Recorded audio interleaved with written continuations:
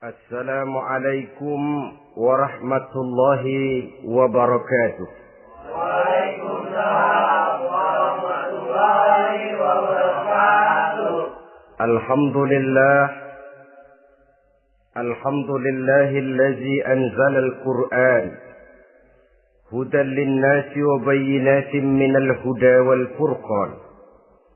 Wassalatu wassalamu ala asyrafil anam wa ala alihi wa ashabihil kiram, amma ba'du. Saudara-saudara kaum muslimin rahimakumullah. Setiap penganut agama di dunia ini mempunyai sesuatu kitab yang dianggapnya sebagai kitab suci. Orang Hindu punya kitab Weda. Orang Buddha punya kitab Tripitaka. Yahudi mempunyai Taurat. Nasrani mempunyai Injil. Penganut Konghucu punya kitab Tao Te Ching. Orang Majusi punya kitab Zen Avesta. Orang Kebatinan punya kitab Serat Centani, Hidayat Jati, Darmo Gandul, atau Gasoloco. Sementara kita umat Islam oleh Allah diberikan Al-Quranul Karim. Mengapa kita yakini Quran ini sebagai kitab suci? Pertama, ia bebas dari intervensi dan investasi manusiawi. Ia sepenuhnya, baik isi maupun redaksi, adalah produk dari Allah Subhanahu wa ta'ala. Kita yakini Quran kitab suci karena sampai hari ini belum ada seorang pun yang sanggup membuat seperti itu. Suatu kitab hanya dinamakan suci kalau dia bersih dari investasi dan intervensi manusia. Al-Quran ini sejak turunnya 14 abad yang lalu telah menantang. Wa in kuntum fi raibim mimma nazzalna ala abdina fa'tu bi suratin min misli. Apabila kamu ragu-ragu terhadap kebenaran Quran yang kami turunkan kepada hamba kami Muhammad, atau kamu menyangka Quran itu cuma bikinan Muhammad saja, cobalah kamu buat satu surah saja semacam Al-Quran. Apabila kamu tidak mampu melakukannya seorang diri, wada'u syuhada'akum, ajak seluruh teman-temanmu. Sejak tantangan ini turun 14 abad yang lalu, sampai hari ini, tidak seorang pun yang sanggup membuat satu surah saja semacam Al-Quranul Karim. Barangkali belum pernah ada yang coba-coba. Sudah. Di antaranya apa yang dilakukan oleh Musailamah Al-Kadzab. Dia mencoba membuat satu surah semacam Al-Quran yang kalimatnya sudah berbentuk bait-bait syair, tapi isinya jauh panggang daripada api. Yang kedua, kita yakini Quran sebagai kitab suci karena isi dan ajarannya sesuai dengan fitrah manusia. Suatu kitab dinamakan suci kalau ajarannya sejalan dengan fitrah manusia. Misalnya, manusia secara fitrah, kalau dia laki-laki, normal nafsu kepada perempuan, itu fitrah. Perempuan suka kepada laki-laki, itu fitrah. Kalau ada kitab suci, tapi melarang manusia untuk kawin, kesuciannya perlu diselidiki. Quran kitab suci sejalan dengan fitrah manusia, maka ia menganjurkan manusia yang mampu untuk melangsungkan perkawinan. Contoh lain, secara fitrah manusia perlu makan. Kalau ada kitab suci yang melarang manusia puasa saja siang malam terus menerus, itu kan sama juga nyuruh orang mati. Quran sesuai dengan fitrah manusia. Maka dalam Islam puasa wisol, puasa ngableng apa itu istilahnya, puasa nyambung, Dari pagi sampai sore, sampai malam, sampai pagi lagi puasa terus. Bukan saja tidak boleh, malah haram hukumnya. Kenapa? Itu bertentangan dengan fitrah manusia. Yang ketiga, kita yakini Quran sebagai kitab suci karena isinya tidak kontroversial. Isinya tidak saling bertentangan satu sama lain. Di ayat manapun, Quran mengajarkan Allah itu Esa. Satu kali dia berkata haram, dia akan tetap berkata haram. Isinya tidak kontroversial. Sebab kalau ada kitab suci, di satu pihak mengajarkan Tuhan Esa, di lain ayat mengajarkan Tuhan 3, di lain ayat lagi mengajarkan Tuhan 4, kitab kacau namanya. Bagaimana suatu kitab bernama suci kalau isinya kontroversial satu dengan lainnya? Dari 3 kriteria inilah kita yakini Quran sebagai kitab suci. Masalah yang akan kita bicarakan pada pertemuan kita kali ini, bagaimana sikap kita terhadap Al-Quranul Karim sebagai kitab suci. Berangkat dari sebuah hadis di mana Rasulullah Sallallahu Alaihi Wasallam pernah memberikan tawaran. Beliau bersabda, "Man ja'ala al-Qur'ana amamahu qadahu ilal jannah, wa man ja'ala al-Qur'ana khalfahu saqahu ilan nar." Siapa yang menjadikan Quran sebagai imam, maka Quran akan membimbing dia ke dalam surga. Tetapi siapa yang menjadikan Quran sebagai makmum, maka Quran akan mendorong dia ke dalam neraka. Pilihan terserah kita. Siapa yang menjadikan Quran sebagai imam, ditempatkannya Al-Quran di depan, dia ikuti petunjuk dan ajaran Al-Quran, maka Quran akan membimbing dia ke surga. Surga dunia, lebih-lebih lagi surga akhirat. Tetapi sebaliknya, siapa yang menempatkan Quran di belakangnya, dia belakangi Al-Quran, dia belakangi perintah dan ajaran-ajaran Al-Quran, dia perturutkan hawa nafsunya dalam kehidupan ini, maka Quran akan mendorong dia ke dalam neraka. Ya, neraka dunia, lebih-lebih lagi neraka akhirat. Pilihan terserah kita. Saya mau tanya, kira-kira Quran dalam hidup kita jadi imam apa jadi makmum? Imam apa makmum? Kalau Quran jadi imam, artinya kita umat Islam jadi makmum.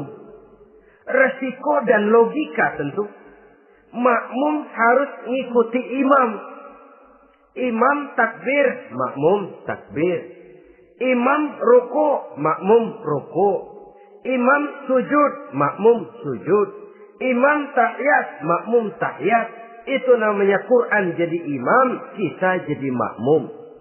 Artinya dalam terjemahannya pada kehidupan, kalau merah kata Quran, merah kita kata. Hijau kata Quran, hijau kita bilang. Ke barat kata Quran, ke barat kita pergi. Ke timur kata Quran, ke timur kita berangkat. Halal kata Quran, halal kata kita. Haram kata Quran, haram kita bilang. Itu Quran imam, kita makmum.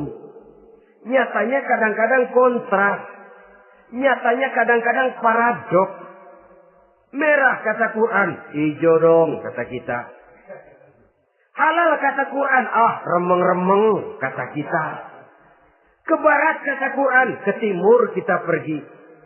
Dalam praktek kita mau jadi makmum, Quran kita suruh jadi imam. Kita sesuaikan Quran dengan selera kita. Mana-mana ayat yang menguntungkan, mana ayat yang sesuai dengan mau kita, itu yang kita baca kuat-kuat. Itu yang kita canangkan ke tengah masyarakat ramai. Tapi manakala Quran itu bertentangan dengan nafsu kita, bertentangan dengan gaya dan kepribadian kita, kita umpetin itu Quran. Kalau kita cuma umpetin lumayan, kadang-kadang kita tuduh Quran ketinggalan zaman. Kita anggap Quran tidak relevan lagi dengan situasi dan kondisi. Kalau sudah begitu, sudah menyeberang terlalu jauh namanya. Saudara-saudara kaum muslimin rahimakumullah. Inilah makna hadis Nabi yang diriwayatkan dari Imam Ali bin Abi Thalib, bersabda Rasul, "Man qara'al Qur'ana fastazharahu fa ahalla halalahu wa harrama haramahu adkhalahul jannah." Barang siapa yang membaca Al-Quran lalu memperhatikannya, kemudian menghalalkan yang halal dan mengharamkan yang haram, maka Allah akan memasukkan orang itu ke dalam surga. Ya surga dunia, ya surga akhirat. Apabila kita renungi hadis ini, maka untuk berimam kepada Al-Quran ada 3 jalan utama yang harus kita laksanakan. Pertama, dari kalimat man qara'al Qur'an, barang siapa yang membaca Al-Quran. Ini artinya siapa yang ingin menjadikan Quran sebagai imam di dalam kehidupan, jalan pertama yang harus ditempuhnya menanamkan kegemaran membaca Al-Quranul Karim. Al-Quran gharibun fima baina qaumin la yaqra'una. Quran akan jadi asing, Quran akan jadi aneh kalau terletak di tengah rumah orang Islam yang tidak suka membaca Al-Quranul Karim. Jadi langkah pertama, tanamkan kegemaran membaca Al-Quran. Saya tidak menyalahkan kalau remaja kita gandrung kepada Stevie Wonder. Baik kalau mereka senang kepada suara emasnya Michael Jackson atau suaranya Madonna. Tapi kalau sampai harus mengalahkan kecintaan mereka kepada membaca Al-Quran, ini ironi. Sebagai orang tua, kalau anak-anak kita buta huruf Latin, katanya menghambat pembangunan. Bahkan pemerintah saja menggalakkan bebas 3B itu. Buta aksara diantaranya, supaya rakyat bisa membaca huruf Latin. Kalau anak-anak kita buta huruf Latin, katanya menghambat pembangunan. Bagaimana kalau anak-anak kita buta huruf Quran? Jelas saja menghambat proses kesadaran dan kebangkitan dari dunia Islam itu sendiri. Satu contoh ringan. Dulu sebelum pembangunan merata, listrik belum lagi masuk desa, kampung gelap, rumah pakai lampu minyak. Kalau kita masuk kampung, terasa banyak orang Islam. Kenapa? Di rumah sebelah sana kita dengar anak muda sedang latihan baca rawi. Sebelah sini ibu-ibu sedang selawatan. Di rumah sana remaja sedang baca Quran. Pembangunan maju, listrik masuk desa. Alhamdulillah. Tapi apa yang kemudian terjadi? Proses pergeseran nilai. Setelah listrik masuk desa, radio main kenceng-kencengan. Televisi main gede-gedean. Baca Quran sudah barang aneh, langka. Tengoklah sekarang kalau kita masuk kampung, ada yang remaja sedang baca Quran. Rasanya kok aneh, nggak umum. Sesuatu yang baik malah menjadi nilai-nilai keanehan. Saudara-saudara kaum muslimin rahimakumullah, tanamkan kegemaran membaca. Dalam satu hadis Nabi pesan, nawiru buyutakum bitilawatil Quran. Sinari rumah tanggamu dengan bacaan Quran. Sebab listrik ini cuma bisa menerangi gelap, tapi tidak akan sanggup menerangi hati manusia. Quran produk Allah dibaca dalam segala keadaan, tepat dan pantas. Lihat saja, orang sedih baca Quran, terhibur. Orang gembira baca Quran, tidak lupa diri. Di rumah mewah ada yang baca Quran, bagus. Di gubuk reot di pinggir kali ada yang baca Quran, cocok. Orang kawin dibacakan Quran, bagus. Orang mati dibacakan Quran, tidak jelek. Dalam segala keadaan, in all season, bahasa kerennya, dia pantas dibaca. Saudara-saudara, bahkan orang sakit gigi pun kalau dengar baca Quran, tidak marah. Coba lihat. Dia senang benar lagu Michael Jackson, tapi giliran sakit gigi, coba setelin lagu Michael Jackson. Kalau nggak mencah-mencah, kamu gila apa nggak tahu saya lagi sakit gigi? Tapi coba bacakan Quran, dia pasti tidak marah. Begitu besar daya pengaruhnya. Bahkan Abu Jahal sama Abu Lahab pernah rapat. Kata Abu Jahal sama Abu Lahab, Mas Lahab, gini loh Mas. Kenapa? Ini saya pikir-pikir salah satu yang menyebabkan kenapa saudara kita banyak ikut ajaran Muhammad. Mereka kalau sudah dengar bacaan Quran terpesona. Jadi kita blokir saja. Caranya gimana? Kasih pengumuman kepada Quraisy, jangan sekali-kali mau dengerin Muhammad baca Quran. Kamu juga jangan. Dan kamu, saya pun begitu. Mari kita janji, tidak mau dengar bacaan Quran. Salaman. Pulang ke rumah masing-masing. Dapat 1 hari tahan, 2 hari bertahan, 3 hari, seminggu ke atas. Abu Jahal mulai ada semacam rindu. Kangen pengen dengar ayat Quran. Karena secara pribadi dia mengakui keindahan gaya bahasanya jauh lebih tinggi dari kemampuan penyair Quraisy. Isi ajarannya sangat dalam dan menyentuh segi-segi kehidupan manusia. Nggak tahan Abu Jahal kayak dikilikin hatinya. Keluar rumah mindik-mindik, ngumpet-ngumpet. Ngempet di rumah Nabi. Pengen dengar Nabi baca Quran. Rupanya Abu Lahab sama. Pikir Abu Jahal, Abu Lahab nggak bakalan keluar. Abu Lahab berpikir, Jahal pasti di rumah. Dua-duanya bareng berangkat ke rumah Nabi. Cuma yang satu dari sebelah barat, yang satu dari sebelah timur. Ngempet, ketemu di sudut, sama-sama kaget. Jahal, loh kamu Lahab? Iya, kamu ngapain? Lah kamu ngapain? Akhirnya sama-sama malu. Sama-sama tidak bisa menahan diri. Akhirnya sama-sama ngakuin. Bagaimanapun kita harus akui bahwa Al-Quran ini mengandung daya pesona yang sangat luar biasa. Itu dari segi bacaan. Belum lagi dari segi ajaran. Belum lagi dari segi isi. Tanamkan kegemaran membaca Al-Quran. Sampai-sampai Nabi katakan, Innal ladzi laisa fi jawfihi syai'un minal Quran kal baitil kharib. Orang yang dari tenggorokannya belum pernah keluar ayat Quran barang sepotong pun. Belum pernah ngaji barang seayat pun. Itu orang kata Nabi kal baitil kharib. Kayak rumah kosong. Rumah kan kalau kosong biar bagus, mewah, besar, perabotannya lengkap. Kalau kosong, angker. Setan, kuntilanak, memedi, betah benar di situ. Saudara-saudara kaum muslimin rahimakumullah. Dalam satu percontohan Nabi mengatakan begini. Masalul mu'minil ladzi yaqra'ul Qur'an kamasalil utrujah. Rihuha thayyibun wa ta'muha thayyibun. Orang mukmin yang suka membaca Quran adalah ibarat buah utrujah. Baunya wangi, rasanya lezat. Kira-kira kalau di negeri kita buah apa utrujah itu? Semacam jeruk yang manis lah. Sudah baunya wangi, rasanya enak. Itu buah itu. Orang mukmin yang suka baca Quran kayak buah itu. Baunya wangi, rasanya enak. Artinya syiarnya hidup, isinya memang orang mukmin.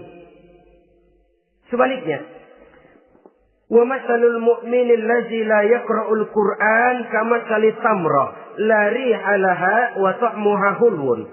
Orang mukmin yang tidak suka baca Quran kayak korma.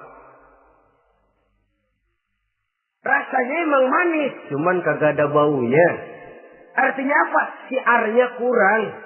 Kalau orang belum tapi kenalkan kagak mau makan korma. Kenapa? Nggak ada baunya. Daya tariknya kurang, walaupun rasanya enak. Kalau daya tariknya nggak ada, kan nggak ada iklannya, tidak ada syiarnya. Itu orang mukmin yang tidak suka membaca Quran. Ibarat buah, nggak ada baunya, walaupun rasanya enak. Orang kurang tergerak, kurang syiar, kurang daya tarik. Sebaliknya, wa masalul munafiq allazi yaqra'ul Qur'an kamasalir raihanah. Rihuha thayyibun wa ta'muha murrun.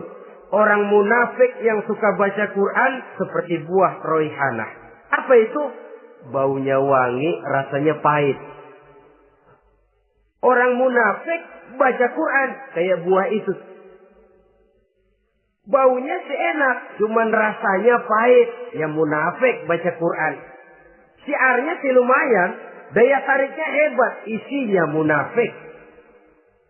Nah, paling jelek orang munafik yang gak suka baca Quran. Wa masalul munafiqil ladzi la yaqra'ul Qur'an kamasalil hanzalah. Laisa laha rihun wa ta'muha murrun. Orang munafik yang tidak suka baca Quran seperti buah hanzalah. Sudah enggak ada baunya, rasanya pahit lagi. Kalau buah pacek kali. Udah baunya kagak ada, kalau dimakan bikin orang celeng. Saudara-saudara kaum muslimin rahimakumullah, tanamkan kegemaran membaca Al-Qur'an, karena membaca Al-Qur'an merupakan ibadah yang besar. Bahkan kata Nabi, afdalu ibadati abdi qiraatul Qur'an. Nilai ibadah yang paling baik dari hambaku adalah ibadah membaca Al-Qur'an. Dalam sholat pahalanya lebih besar di luar sholat daripada di luar sholat. Dengan wudu pahalanya lebih besar daripada tanpa wudu. Mengerti pahalanya lebih besar daripada tidak mengerti. Tapi tidak mengerti pun jangankan membaca, mendengar saja orang baca Quran dengan baik sudah didoakan untuk mendapat rahmat. Berpahala mendengar bacaan Al-Quran walaupun tidak mengerti. Apalagi membaca sendiri, apalagi mengerti apa yang kita baca. Tentu pahala itu akan jauh lebih besar. Ini yang pertama. Tanamkan kegemaran membaca Al-Quranul Karim. Yang kedua, dalam hadis tadi, fastazharuhu. Man qara'al Qur'ana fastazharuhu. Siapa yang membaca Al-Quran kemudian memperhatikannya. Jadi kalau kita mau berimam kepada Al-Quran, setelah menanamkan kegemaran membaca, yang kedua, perhatikan. Pahami isinya. Jangan seperti monyet pakai mahkota, ketawa girang, cengengesan, tapi dia tidak tahu arti kebesaran mahkota yang disandangnya. Bangga dengan Al-Quran, tapi apa kandungannya kita tidak mengerti. Untuk memahami Al-Quran ini, caranya bagaimana? Tentu mudah saja. Seperti contoh, kalau kita ingin mengerti caranya bikin tahu, jangan bertanya kepada montir mobil. Montir mobil ahli betul urusan mesin. Tapi kalau urusan tahu, tanya dong tukang tahu. Untuk mengerti rahasia dan seluk-beluk Al-Quran, kita harus bertanya kepada orang yang memahami seluk-beluk Al-Quran. Para ulama, para kiai, para ustadz. Yang kita tahu kualitas keilmuannya, kita yakini loyalitas dan integritasnya kepada Islam ini. Kenapa? Ayat-ayat Quran itu elastis. Dia dibawa kemana saja mau. Ditafsirkan menurut kemauan orang bisa. Paling celaka kalau yang belajar tidak punya dasar, yang mengajar punya maksud lain. Sesat dan menyesatkan. Yang ngajar punya nafsu ambisi. Yang belajar tikus budak. Yang memang tidak punya dasar apa-apa. Sekali belajar langsung tafsir. Cara wudhu yang baik saja belum ngerti. Cara rukuk dan sujud yang baik saja belum bisa. Yang membatalkan sholat apa ndak bisa, ndak ngerti. Sekali langsung. Ndak, supaya kita langsung saja belajar langsung Al-Quranul Karim. Tidak jelek. Cuma akan lebih baik kalau sebelumnya ada unsur penunjang dari nilai-nilai keilmuan dalam Islam ini. Disinilah perlunya menghidupkan majelis-majelis taklim.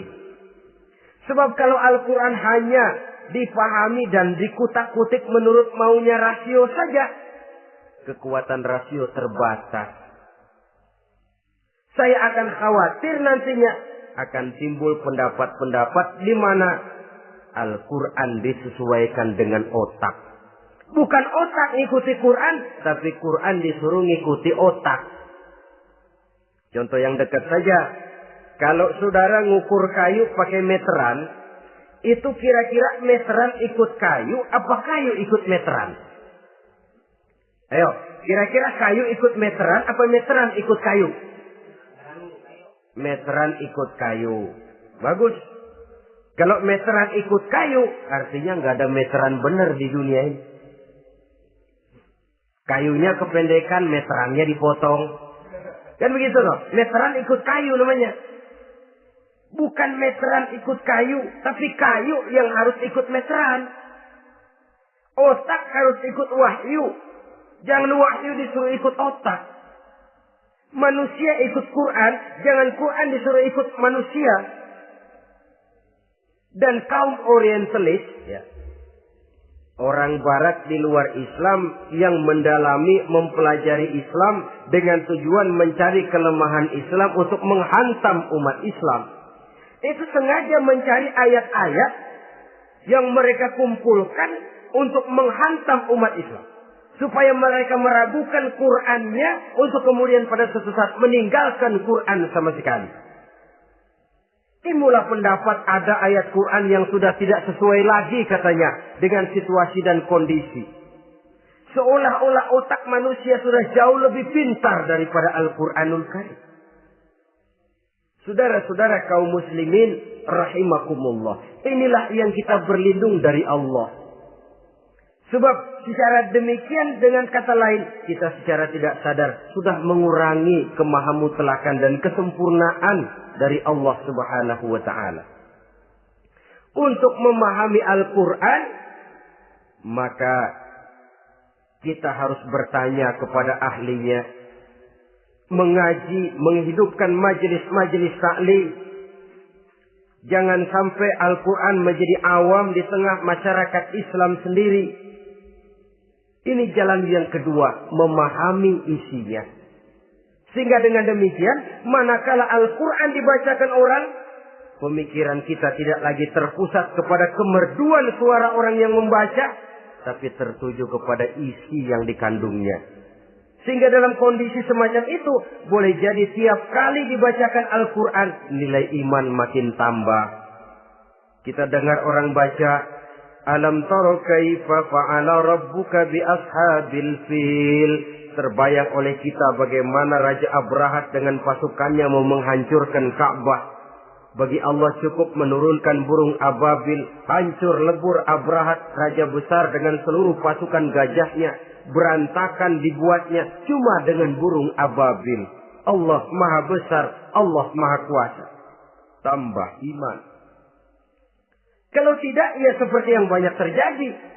Quran menceritakan azab, kita malah kesenangan. Walakum azabun alim. Kamu akan mendapat azab yang pedih. Kita teriak di pojokan, toyib, toyib. Allah, alhamdulillah. Digambarkan azab malah baik-baik. Bahwa kita suka, kita gemar kepada bacaan Quran dengan suara yang merdu, alhamdulillah. Akan lebih baik lagi kalau kita mengerti apa yang dibacanya. Sebab perintah membaca tersirat makna perintah untuk memahami. Perintah memahami tersirat makna untuk mengamalkan. Dengan kata lain, kita hanya bisa mengamalkan Quran dengan baik kalau kita mengerti isinya. Kita hanya bisa mengerti isinya kalau kita rajin membacanya. Baik membaca yang tersirat, baik membaca yang tersurat dengan petunjuk para alim ulama, para kiai, dan orang-orang yang ahli di bidang itu. Saudara-saudara kaum muslimin rahimakumullah. Inilah jalan kedua. Upayakan memahami isinya. Hidupkan kajian-kajian agama. Hidupkan majelis-majelis taklim. Jangan sampai Al-Quran asing di hati kita sendiri. Jangan sampai kita awam terhadap makna kandungan dan ajaran Al-Quran. Sementara kita yakini bahwa dialah yang akan bisa membimbing kita menuju kebahagiaan sejak dari dunia sampai ke akhirat nanti. Jalan ketiga untuk berimam kepada Al-Quran. Setelah menanamkan kegemaran membaca, lalu berupaya memahami isinya. Yang ketiga adalah mengamalkannya dalam kehidupan sesuai dengan kemampuan yang kita miliki. Quran tidak akan membawa berkah Kalau ajaran yang terkandung di dalamnya kita baca, tapi kemudian kita injak-injak dalam praktek kehidupan. Quran mengatakan riba haram, tapi praktek kita dalam hidup malah senang betul kepada riba. Quran mengajarkan jagalah kesatuan persatuan dan ukhuwah Islamiyah. Praktek yang kita lakukan malah centang perenang, malah saling bertolak belakang, malah kadang menjegal kawan seiring, menggunting dalam lipatan, ramai kita dengan kita. Lalu kelemahan pun menjadi kenyataan di mana-mana. Quran sekali lagi tidak akan membawa berkah kalau yang kita baca kita injak-injak. Tentang pengamalan Al-Quran ini, Allah Subhanahu wa ta'ala mengklasifikasi manusia dalam firman-Nya. Tsumma awrasna al-kitaba allazina istafaina min ibadina. Kemudian kami wariskan Al-Quran ini kepada hamba-hamba kami yang kami pilih. Ya Allah, coba saja kita lihat ayat ini. Quran kitab pilihan. Diberikan kepada umat pilihan, yaitu kita-kita ini. Lalu bagaimana umat pilihan ini setelah menerima Al-Quran? Terbagi dalam 3 kelompok besar. Pertama kata Allah, فَمِنْهُمْ ظَالِمٌ لِنَفْسِهِ. Di antara mereka ada yang setelah menerima Al-Quran, kemudian zalim kepada dirinya sendiri. Artinya, hanya mulutnya saja yang menerima Al-Quran, tapi perbuatannya menginjak-injak Al-Quran. Orang semacam ini tidak zalim kepada Allah, tidak zalim kepada Rasulullah, tetapi orang semacam ini zalim kepada dirinya sendiri. Dia terima Quran dengan mulutnya, tapi dia injak-injak Quran dengan perbuatannya. Na'udzubillah summa na'udzubillah. Kelompok yang kedua, faminhum muqtasid. Di antara mereka ada yang setelah menerima Al-Quran lalu muqtasid. Muqtasid ini 50-50. Ngambil jalan tengah. Ajaran Quran dipakai, ajaran setan dikerjain. Artinya juga perintah Quran oke, larangan Quran ho-oh. Saudara-saudara, malaikat bingung bagaimana monternya nih anak ini. Perintah Quran dikerjain, larangan Quran juga dikerjain. Ini muqtasid. Nah, yang ideal adalah golongan yang ketiga kata Allah. Wa minhum sabiqun bil khairati biiznillah. Di antara mereka ada lagi yang setelah menerima Al-Quran lalu berlomba-lomba melaksanakannya. Berlomba-lomba mengamalkan kebaikan. Dan itu hanya bisa terjadi biiznillah, dengan izin dari Allah. Hidayah, saudara-saudara. Berapa banyak orang yang mengerti Quran, tapi hidupnya jauh dari cahaya Quran. Berapa banyak orang yang ahli Quran, tapi cahaya Quran tidak menerangi kehidupannya. Berapa banyak orang yang ahli hukum, tapi bikin bingung masyarakat dengan fatwanya. Saudara-saudara kaum muslimin, kenapa bisa terjadi? Itu tidak ada hidayah, tidak biiznillah, tidak ada izin dari Allah. Maka bisa membaca Quran, alhamdulillah. Bisa memahaminya, kita bersyukur kehadirat Allah. Lebih penting dari itu, kita mohon hidayah agar bisa mengamalkannya sesuai dengan kemampuan kita. Saudara-saudara kaum muslimin, rahimakumullah. Mana yang lebih banyak di zaman kita sekarang ini? Kita bisa analisa. Ada yang menerima Quran hanya dengan mulutnya saja. Kalau ditanya, Tuhanmu siapa? Allah. Kiblatmu mana? Ka'bah. Saudaramu siapa? Umat Islam. Kitab sucimu apa? Quran. Kamu bisa baca? Enggak. Ya, kalau cuma enggak bisa baca, barangkali kadang-kadang Quran saja pun tidak punya. Ini yang ironi, ini yang menyedihkan. Saudara-saudara kaum muslimin rahimakumullah. Tanpa melaksanakan konsepsi Al-Quran di dalam kehidupan, maka kesenangan kita membacanya, pengertian kita tentang Al-Quran barangkali tidak akan bisa berbuat terlalu banyak di dalam kehidupan. Maka sekarang ini sudah ada terjemahan Quran dalam bahasa Indonesia, dalam bahasa daerah, dalam bahasa Inggris, Belanda, bahkan Jerman, yang masih harus terus dan selalu ditingkatkan terjemahan Quran di dalam kehidupan. Dengan kata lain, kita umat Islam menunggal dengan Quran kita. Jangan cuma jadi kebanggaan Islam tinggi, tidak ada yang lebih tinggi dari Islam. Quran kitab suci, tidak ada yang bisa menandinginya. Qurannya, tapi umatnya. Kadang-kadang kita ini jauh panggang daripada api.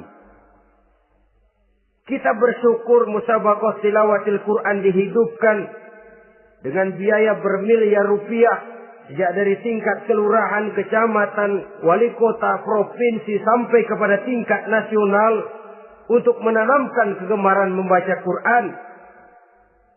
Setelah itu, hendaknya diadakan peningkatan dengan upaya memahaminya. Sehingga pada suatu saat, boleh kita adakan musabaqah pengamalan Quran. Hadiahnya sudah langsung dari Allah sendiri. Ini yang kita perlu berlomba. Berlomba mengamalkan ajaran Quran. Sabiqun bil khairat. Berlomba mengamalkan ajaran-ajaran Al-Quranul Karim. Nah, oleh karena Al-Quran ini dalam bentuknya yang umum kadang-kadang hanya menjelaskan satu persoalan secara global, kita memerlukan tuntunan sunnah dari Rasulullah Sallallahu Alaihi Wasallam. Umpamanya, Quran hanya mengajarkan aqimis sholat, dirikan sholat. Caranya bagaimana? Tidak ada cara sholat dalam Quran. Dari mana kita tahu cara sholat? Dari sunnah. Itu sebabnya selain Al-Quran sebagai sumber utama, kita memerlukan sunnah. Bahwa sholat pakai takbiratul ihram di Quran tidak ada. Bahwa sholat pakai tahiyat dalam Quran tidak ada. Jadi kalau orang cuma Quran saja, tidak ada sunnah itu. Ya bagaimana kita bisa sholat? Quran cuma mengatakan wa atimul hajja wal umrata lillah, laksanakan haji dan umrah karena Allah. Bagaimana manasik haji? Bagaimana cara sa'i? Bagaimana cara wukuf? Bagaimana cara melontar? Tidak ada dalam Quran. Yang memuat itu tidak lain sunnah.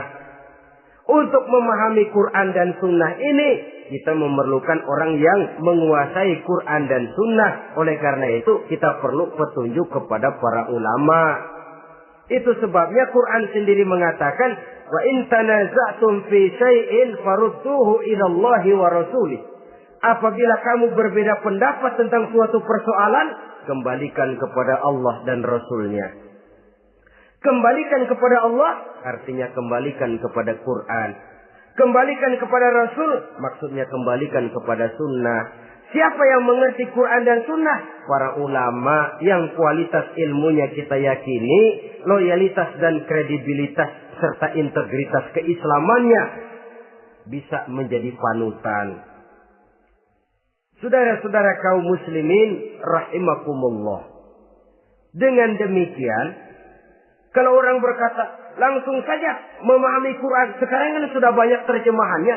Tidak usah lewat ulama-ulamaan. Saya tidak mencela, cuma agak mengkhawatirkan. Kalau dia memahami Quran cuma sekedar lewat terjemahannya saja, sangat mungkin jadi dia bisa salah paham. Kita memerlukan bantuan sunnah. Kita memerlukan petunjuk para ulama yang menguasai di bidang itu. Kembalikan kepada Quran dan sunnah. Artinya bertanya kepada orang yang memahami Quran dan sunnah. Loh, dengan begitu kan akan terjadi perbedaan pendapat. Perbedaan pendapat sesuatu yang halal sepanjang tidak menyebabkan kita berpecah belah. Halal berbeda pendapat. Asal diletakkan pada proporsinya. Apalagi kalau perbedaan pendapat itu cuma masalah teknis, bukan masalah prinsip. Kenapa tidak pulang saja kepada tuntunan Quran? Lana a'maluna walakum a'malukum. Kami akan mengamalkan amalan yang kami yakini benarnya. Saudara persilahkan mengamalkan amalan yang saudara yakini benarnya. Sama-sama punya alasan, sama-sama punya dalil. Tidak usah saling menyalahkan. Tidak usah saling mengklaim, merasa yang paling benar, orang lain salah semua. Kemukakan argumen, jangan sentimen. Harus dengan semangat mencari kebenaran, bukan untuk mencapai kemenangan. Kalau sentimen lebih penting dari argumen. Kalau kemenangan lebih diutamakan dari mencari kebenaran. Yang berlaku kadang-kadang gengsi. Kalau sudah gengsi, yang bicara emosi. Kalau sudah emosi, istilah kita di kampung, ngambek. Gedean ilmunya sama ambeknya. Kadang-kadang, saya kalau nggak jadi imam, nggak mau sembahyang di situ. Kalau nggak jadi imam, orang lain dianggapnya kagak sah sembayangnya. Pokoknya kalau nggak ngaji sama saya, Islamnya kurang benar. Mengklaim. Perbedaan pendapat wajar, halal, asal tidak menyebabkan kita berpecah belah. Dan sewajarnya kita lebih berusaha mencari titik pertemuan, memperbesar persamaan, dan bukan mengutak-utik perbedaan. Kadang-kadang inilah penyakit kita nih. Satu kunut, satu tidak sembahyang subuhnya. Bisa RT. Satu usoli, satu tidak. Bisa RW. Satu azan sekali Jumatan, satu dua kali. Bikin masjid lagi. Kenapa bukan persamaannya yang dicari? Kenapa justru perbedaannya yang diperbesar? Yang masalah macam ini sampai kiamat tidak pernah selesai. Kan lebih baik kalau kita ditanya orang, Pak, sholat subuh itu pakai kunut apa tidak sih? Kalau saya pakai. Kalau yang tidak pakai kunut bagaimana Pak? Betul, kata yang tidak pakai. Jadi yang pakai kunut betul. Betul, karena saya pakai kunut. Yang tidak juga betul. Betul, kata yang tidak pakai. Kalau yang kunut betul, yang tidak kunut betul. Lalu yang salah yang mana Pak? Yang salah yang subuh nggak sembahyang. Lebih objektif, proyek garapannya ada, umat tidak berpecah belah. Ini yang konyol, kadang-kadang khutbah Jumat pakai membongkar khilafiyah, menghantam tahlil, menghantam kunut. Selesai sembahyang Jumat, apa yang terjadi? Umat resah, masyarakat gelisah, polemik timbul, masalah tidak terselesaikan. Orang jadi khotib itu raja dalam mimbar Jumat, siapa yang mau bantah dia? Kalau memang mau buka itu persoalan khilafiyah, buka dalam forum khusus. Adakan pengajian, jelaskan masalahnya secara luas, mendasar. Jangan mengklaim dan memponis. Berikan kebebasan kepada umat untuk menilai masalahnya selesai. Yang tidak puas bisa bertanya. Saudara-saudara, sudah lewat masanya kita meributkan soal itu. Sudah datang waktunya di mana kita lebih mementingkan dan membicarakan masalah-masalah yang lebih mendesak dihadapi oleh umat. Kemiskinan misalnya,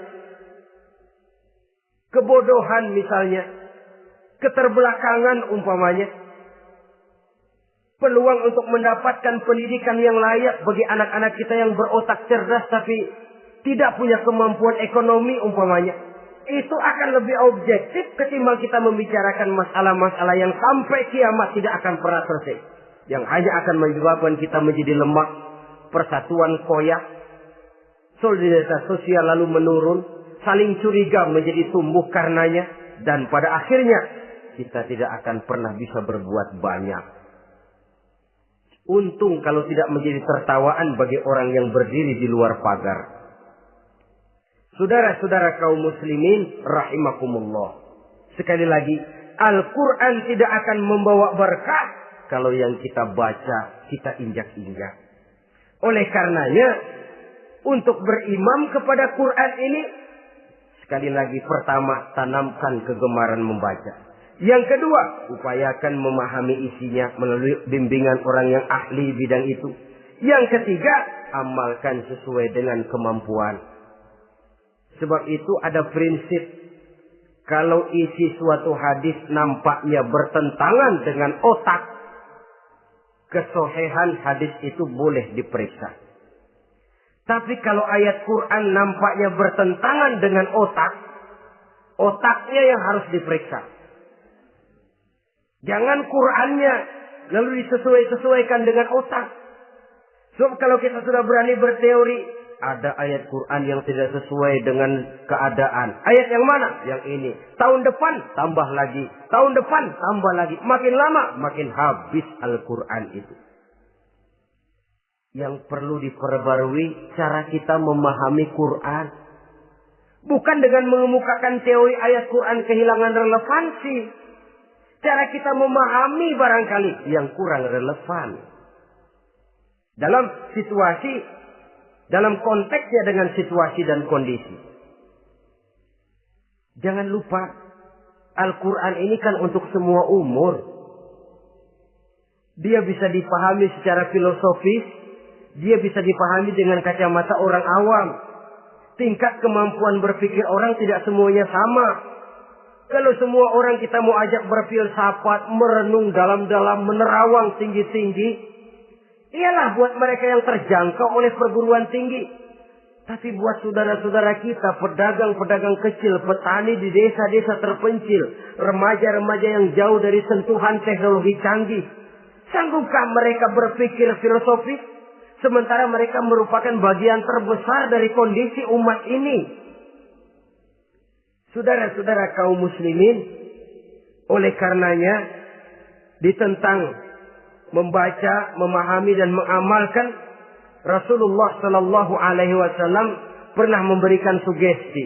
Beliau bersabda, "In aradtum aisas su'ada," apabila kamu menginginkan kehidupan yang bahagia, hidup seperti hidupnya orang-orang yang bahagia, dan tentu ini keinginan kita semua. Wa mautas syuhada, dan menginginkan mati sebagai matinya para syuhada, para pahlawan pembela agama, orang yang mati syahid. Wah, ini sudah tidak duanya ini. Hidup mulia, mati syahid. Dapat dua-duanya. Wan najata yaumal hasri, dan ingin mendapat keselamatan pada hari hasyar, hari pengumpulan manusia di padang mahsyar. Wazilla yaumal harri, dan mendapat perlindungan dari Allah pada hari yang sangat panas. Wal huda minadh dhalalah, dan mendapat petunjuk dari kesesatan. Nah, ini keinginan semua orang. Kan yang kita cari apa sih? Hidup bahagia.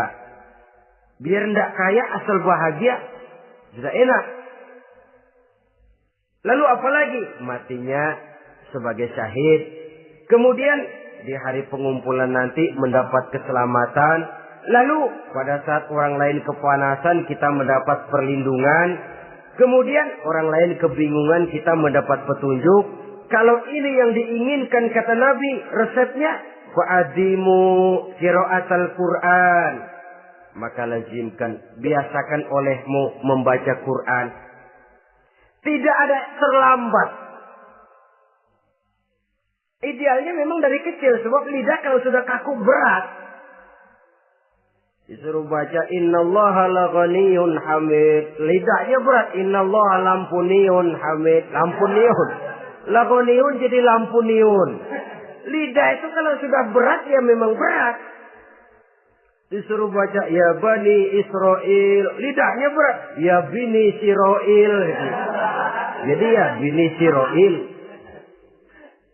Saudara-saudara, idealnya memang dibiasakan dari kecil supaya lidah itu ringan. Kalau tidak ada istilah terlambat. Saya malu Pak, belajar alif-alifan udah gede. Ya jangan alif-alifan, alif beneran. Alif-alifan kapan bisa ya? Alif beneran yang dipelajari. Tidak ada istilah terlambat, tidak ada istilah malu untuk belajar Al-Quran ini. Saudara-saudara kaum muslimin rahimakumullah. Ini sugesti untuk menanamkan kegemaran membaca. Lalu sugesti untuk memahaminya. Tentu banyak ayat, banyak hadis. Mengapa tidak di antara kamu sekelompok orang yang berangkat untuk memperdalam, memahami agama. Falaula nafaro min kulli firqatin minhum ta'ifatun liyatafaqahu fid din.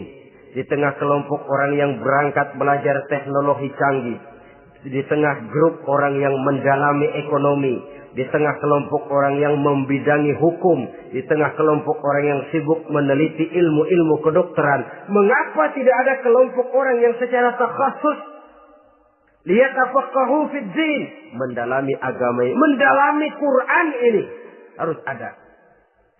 Lalu sugesti untuk mengamalkan Al-Quran kelihatan dari peringatan Allah yang kita bisa temukan pada surah Toha ayat 124 sampai dengan 127. Wa man a'rada an zikri, barang siapa yang berpaling dari peringatanku, kata Allah. Barang siapa yang berpaling dari Al-Quran ini, dia terima Al-Quran, dia imani Quran, tapi dia berpaling dari ajarannya, dia injak-injak apa yang seharusnya dia amalkan, dia perturutkan hawa nafsunya, maka kata Allah, fa inna lahu ma'isyatan dhanka, dia akan diberikan satu penghidupan yang sempit. Inna lillahi wa inna ilaihi raji'un. Diberikan hidup yang sempit. Kalau hidup sudah terasa sempit, bagaimanapun luasnya rumah, sempit. Kalau hidup sudah terasa sempit, bagaimanapun banyaknya harta, sumpek. Kalau sudah hidup ini terasa sempit, bagaimanapun luasnya pergaulan, tidak ada tempat kita bertanya, melarikan persoalan, membagi rasa. Siapa yang berpaling dari Quran, dia akan diberikan penghidupan yang sempit. Bukan dagangnya tidak untung, bukan kerjanya tidak digaji, tapi kesempitan hati lebih bahaya loh dari kesempitan ekonomi. Itu di dunia. Di akhirat, wa nahsyuruhu yaumal qiyamati a'ma. Di akhirat nanti dia akan dikumpulkan oleh Allah dalam keadaan buta. Ya Allah, ya Rasul. Padahal ke akhirat kita baru tumben. Sekali ke akhirat buta. Masya Allah. Di tempat kita lahir saja, kalau tadinya kita melihat, tahu-tahu menjadi buta, kita bingung. Padahal jalan sudah pernah kita lihat, arah sudah pernah kita tahu. Bagaimana di padang mahsyar nanti? Kemana jalan yang akan ditempuh? Kepada siapa kita hendak bertanya? Mana teman, mana istri, mana anak? Buta pula kita. Satu kesengsaraan yang merupakan puncak kesengsaraan. Dikala itu orang yang semacam tadi protes. Rabbi, lima hasyartani a'ma wa qad kuntu basira. Wahai Allah, kenapa hari ini saya dikumpulkan dalam keadaan buta? Padahal ketika di dunia dulu saya melihat, saya menyaksikan gunung yang menjulang tinggi ke angkasa. Saya melihat lautan yang luas terhampar biru membentang. Saya saksikan luas tanah, sawah luas menguning. Saya saksikan keindahan alam. Di dunia saya melihat Allah. Kenapa sekarang saya dikumpulkan dalam keadaan begini? Protes dia, tidak terima dia. Allah jawab, kadzalika atatka ayatuna fanasisaha. Kata Allah, begitulah memang. Dahulunya waktu di dunia telah datang ayat-ayat kami kepadamu. Telah turun Al-Quran. Telah datang agama. Fanasisaha. Tapi kamu lupakan dia. Kamu lupakan Quran. Kamu lupakan Islam. Datang ayat, turun Quran, turun agama. Kamu belaga pilon. Kamu belaga enggak tahu. Wa kadzalikal yauma tunsa. Maka hari ini pun begitulah kamu dilupakan. Sebagaimana dulu waktu di dunia, kamu telah melupakan ayat-ayatku. Melupakan kitabku. Melupakan ajaran-ajaranku. Hari ini kamu pun dilupakan. Seolah-olah Tuhan cuma enggak bilang, mereka protes, Tuhan, kenapa saya buta padahal di dunia saya ngelihat? Kata Tuhan, kalau bahasa kita, lu rasain. Lu sih, kenapa dulu di dunia? Pura-pura enggak lihat. Kenapa waktu di dunia? Pura-pura enggak tahu. Kenapa waktu di dunia? Kamu lupakan Quran. Maka hari ini pun engkau kami lupakan. Wa kadzalikal yauma tunsa. Wa kadzalika najzi man asrafa wa lam yu'min bi ayati rabbih wal azabul akhirati asyaddu wa abqa. Demikianlah kami membalas orang yang berlebih-lebihan, orang yang melampaui batas dan tidak mau beriman kepada ayat-ayat Tuhannya, dan sungguh siksa akhirat itu lebih dahsyat dan lebih kekal. Siksa dunia mungkin kelaparan, kekurangan ekonomi, kekurangan pakaian, tapi berapa hari paling lama seumur manusia? 70 tahun umur kita, ya paling lama begitulah. Tapi siksa akhirat, kesengsaraan akhirat, kesengsaraan neraka, asyaddu wa abqa, lebih dahsyat dan lebih kekal. Di zaman sekarang orang bukan cuma berbuat potong kompas, berpikir pun potong kompas, berpikir pun ngambil jalan pintas. Dia lebih memilih kesenangan yang sedikit dengan mengorbankan kesenangan yang abadi. Dia mengejar surga yang sebentar dengan menghancurkan surga yang kekal. Dicarinya surga dunia, hidup cukup, rumah bagus, makan bagus, pakaian bagus, istri bagus, dengan menghalalkan segala macam cara, berpaling daripada kehidupan agama, lalu menginjak-injak Al-Quranul Karim. Kita berlindung kepada Allah, jangan sampai dimasukkan dalam kelompok yang di akhirat nanti dibangkitkan dalam keadaan buta. Na'udzubillah summa na'udzubillah. Di sini kita terkesan dengan apa yang dikatakan Sayyid Muhammad Abduh. Al-Islam mahjubun bil muslimin. Kebesaran Islam kadang-kadang tertutup oleh tingkah laku umat Islam sendiri. Keluhuran dan kesempurnaan Al-Quran tertutup oleh kebodohan umat Islam. Sedangkan untuk mengungkapkan rahasia Al-Quran ini diperlukan keahlian yang kompleks. Saudara yang di Fakultas Teknik belajar teknologi, buka rahasia Quran di bidang teknologi. Saudara yang di bidang kedokteran, buka rahasia Al-Quran di bidang kedokteran. Saudara yang ahli geologi, pelajari struktur kulit bumi dengan mengungkap rahasia Al-Quran. Sehingga pengkajian kita tentang teknologi, pengkajian kita tentang angkasa luar, pengkajian kita tentang anatomi manusia akan berakhir kepada subhanaka ma khalaqta hadza batila. Ya Allah, tidak satu pun yang Engkau ciptakan ini sia-sia. Perut bumi mengandung minyak, timah, kekayaan yang berharga untuk manusia. Mempelajari angkasa luar bisa memahami musim dan menyelamatkan manusia. Mempelajari rimba belantara, teknologi canggih, akhirnya akan memperkuat nilai-nilai iman. Menerjemahkan ajaran Quran lewat disiplin ilmu yang kita kuasai masing-masing, untuk kemudian bekerja sama bahu-membahu dalam rangka mengimani Al-Quran, mengamalkan Al-Quran, dan mengawal keluhuran Al-Quranul Karim yang atas dasar tuntunannya kita hidup, untuknya kita berjuang, dan dalam bimbingannya kita ingin kembali menghadap Allah Subhanahu wa Ta'ala.